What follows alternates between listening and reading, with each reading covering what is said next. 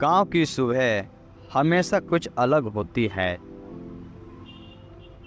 ओस की बूंदों में चमक, मिट्टी की खुशबू में सादगी और लोगों के चेहरे पर मेहनत की लकीरें। ऐसे ही एक छोटे से गांव में रहती थी सावित्री देवी, जो चौधरी विक्रम सिंह की पत्नी थी। एक संत भक्त और सम्मानित घर की मालकिन। विक्रम सिंह शहर में अपने व्यवहार में व्यस्त रहते थे, महीने तक घर नहीं लौटते थे। सावित्री, जो 30 साल की उम्र की एक सुंदर और शिक्षित स्त्री थी, उनका सारा दिन घर और खेत की देखभाल में गुजरता था। घर में काम करने वाला एक नौजवान लड़का अर्जुन था, उम्र लगभग 23 साल। सांवला रंग पर हमेशा भोला और सच्चाई से भरा हुआ। अर्जुन सुबह से शाम तक खेतों में काम करता, कभी हल चलाता, कभी गायों को पानी पिलाता। उसकी मेहनत देखकर गांव के लोग भी तारीफ करते। अर्जुन जैसा लड़का आज के ज़माने में कम मिलता है। एक दिन सावित्री सुबह खेत में देखने गई। धूप हल्की थी, हवा में ठंडक थी। अर्जुन हल चला रहा था, माथे से पसीना टपक रहा था। सावित्री बोली, अर्जुन, धूप तेज हो रही है, थोड़ा आराम कर लो। अर्जुन ने मुस्कुराते हुए कहा, मालकिन, अभी तो बस शुरुआत है। खेत को वक्त पर जोतना जरूरी है। सावित्री ने पानी का लोटा बढ़ाया। पहले ये तो थोड़ा पानी पी लो। जब उनकी उंगलियों हल्के से टकराए, सावित्री के भीतर जैसे कोई हल्की सी लहर उठी। वो नजरिया, वो सादगी, सब कुछ अलग अलग उन्हें पहली बार किसी नौकर से इंसानियत नजर आई। दिन बीतते गए। सावित्री और अर्जुन के बीच बातचीत बढ़ने लगी। वो कभी खेत में हल्का मजाक करते, कभी घर में बाग के पौधों पर चर्चा। अर्जुन हमेशा आदर से बात करता, लेकिन उसकी आंखों में एक अनकही मोहब्बत झलकती थी। एक दिन सावित्री पेड़ के नीचे बैठी थी, आंखों में आंसू थे। अर्जुन आया, बोला, मालकिन, सब ठीक तो है ना? सावित्री बोली, बस यूं ही अर्जुन, अकेलापन बहुत सताता है। अर्जुन ने चुपचाप पास की मिट्टी में लकड़ी से कुछ लिखा। अकेलापन सिर्फ आपका नहीं है। सावित्री ने देखा और हल्की मुस्कान दी। वो दिन उनके रिश्ते की शुरुआत बन गया। बिना इजहार, बिना वादा, पर दिल की गहराइयों में लिखा गया रिश्ता। एक शाम अचानक बादल गिर आया।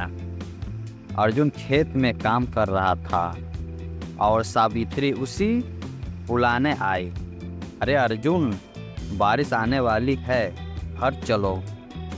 बस थोड़ी देर और मालकिन, काम पूरा कर लूँ। जिद मत करो। सावित्री ने उसका हाथ पकड़ लिया।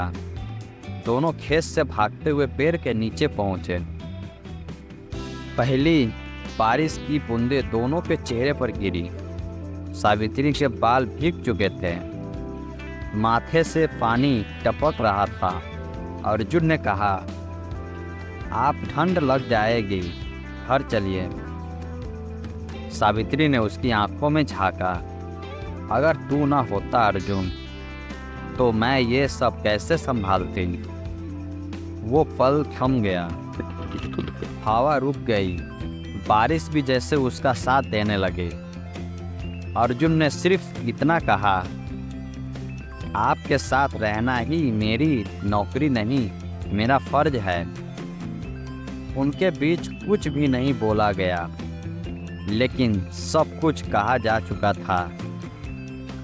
कुछ हफ्ते बाद गांव में बातें होने लगी। मालकिन और नौकर खेत में साथ देखे थे। दिन रात अर्जुन ही काम करता है उनके आसपास। सावित्री ने अर्जुन को समझाया, अब तू थोड़ा दूर रह, लोग बातें बना रहे हैं। अर्जुन बोला, अगर मेरे कारण आपकी इज्जत पर आंच आती है तो मैं चला जाता हूँ। सावित्री की आंखें भर आई। मत जा अर्जुन, तुम ही तो इस घर की रौनक है। दोनों की खामोशी गवाह बनी उस मोहब्बत भी, जो ना कही गई ना स्वीकार की गई, पर हर सांस में बसी थी। एक दिन रात को खेत में आग का पहरा देना था। अर्जुन वही था और सावित्री उसे देखने आई। अकेले क्यों बैठे हो अर्जुन? फसल का पहरा दे रहा हूँ मालकिन। इतनी रात को भी काम, उस थकते नहीं?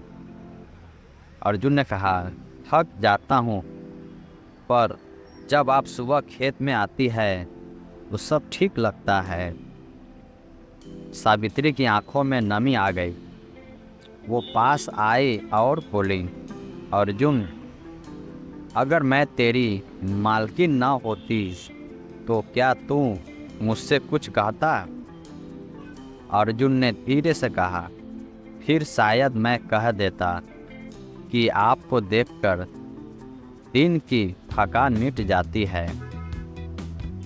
सावित्री ने हल्की मुस्कान दी। तो आज पहली बार मालकिन नहीं, सिर्फ सावित्री के रूप में सुन ले। मुझे तेरी बातें अच्छी लगती है अर्जुन।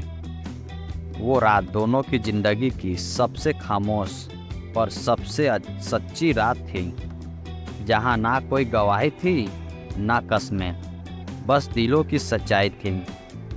अगले ही हफ्ते चौधरी विक्रम शहर से लौट आए। उन्हें गांव वालों की बातें सुनने को मिली। उन्होंने अर्जुन को बुलाया और कहा, अब तू कल से इस घर में नहीं रहेगा। अर्जुन ने कुछ नहीं कहा, बस सिर झुका लिया। सावित्री रो पड़ी। वो बेगुनाह है विक्रम जी, वो बस ईमानदार है। विक्रम बोले, लोगों की जुबान से बड़ी आग कोई नहीं। मुझे अपनी इज्जत प्यारी है। अर्जुन ने धीरे से कहा, मालकिन, मैं जा रहा हूँ, लेकिन जो मिट्टी आपने मुझे दी है वो मेरी जिंदगी का सबसे बड़ा तोहफा है। सावित्री ने फूट फूट कर कहा, अगर किसी जन्म में फिर मिले ना अर्जुन तो मुझे मालकिन मत कहना। अर्जुन चला गया। वही खेत, वही रास्ता, वही हवा, पर अब सब कुछ बदल गया था। कई साल बीत गए। सावित्री अब बुढ़ी हो चुकी थी। हर शाम वो उसी खेत में बैठ जाती जहां अर्जुन के कदमों के निशान कभी मिटे नहीं थे। लोग कहते हैं, बरसात की रातों में खेत से किसी के कदमों की आवाज़ आती है, जैसे कोई अब भी मालकिन की पुकार सुनता हो।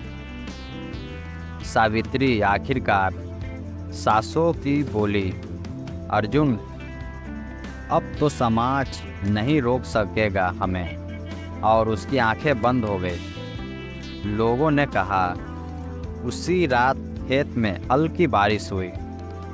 मिट्टी से एक मिट्टी सी खुशबू उठी जो आज तक उस खेत में महसूस की जाती है। यह कहानी सिर्फ प्रेम की नहीं बल्कि त्याग और सच्चाई की कहानी है, जहाँ एक गरीब नौकर और एक अमीर मालकिन का रिश्ता समाज की सीमाओं से ऊपर उठकर आत्मा का रिश्ता बन गया। वे भले ही साथ ना रह पाए, पर उनका प्रेम मिट्टी में घुल गया और उसी मिट्टी में हर साल नई फसल उगती है। जैसे उसकी मोहब्बत अब भी जिंदा हो। धन्यवाद।